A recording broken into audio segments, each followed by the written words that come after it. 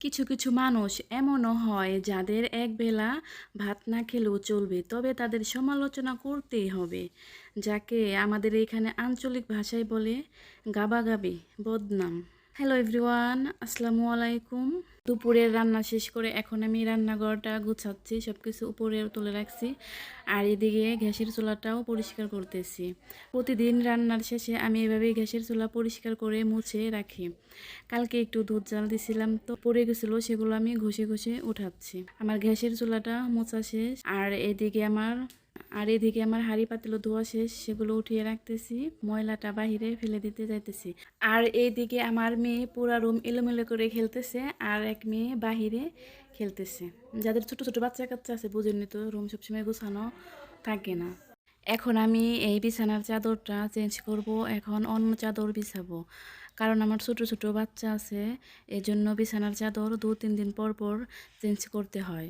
এখন এটা উঠিয়ে আমি আরেকটা বিছালাম, এখন এটা আমি সুন্দর করে গুছাবো। একটু পর পর তারা এলোমেলো করবে আর আমি গুছাবো, এটাই আমার কাজ। তো আমি একটু একটু করে বিছানাটা গুছিয়ে নিচ্ছি, চারোদিকে সুন্দর করে গুছিয়ে নিতেছি। তো আমার চাদরটা বিছানো শেষ, এখন আমি ভালো করে চারোদিকে ঝাড়ু দিয়ে নিচ্ছি ভালোভাবে, যাতে কোথাও গুছিয়ে না থাকে। বালিশও পরিষ্কার করে গুছিয়ে নিচ্ছি। আর এদিকে এই চাদরটা আমি এখন নিয়ে ঝুড়িতে রেখে দিব, এটা আজকে আর ধুবো না, এটা আমি কালকে সকালে ধুয়ে শুকা দিব।